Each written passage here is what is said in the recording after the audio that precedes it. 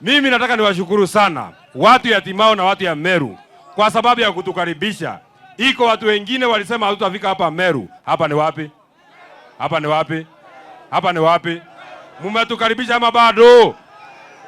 Jambo ya pili, nimeona mwingine ati anataka kutuletea mashindano mpaka kwa kanisa. Ati mtu anajiita soprano anaenda kwa kanisa na askari 100. Anadhani sisi tunaweza kushindana na yeye. Kama unataka mashindano wewe soprano, hata kama unataka mashindano, sisi ni Wakristo.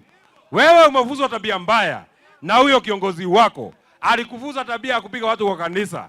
Aliwahi kupiga watu, akachoma watu ndani ya kanisa, na sisi hatuwezi kushindana naye kwa kanisa. Kama wewe ni mwanaume, wewe soprano, kama wewe ni mwanaume, hapana jificha nyuma askari. Hapana jificha kwa kanisa.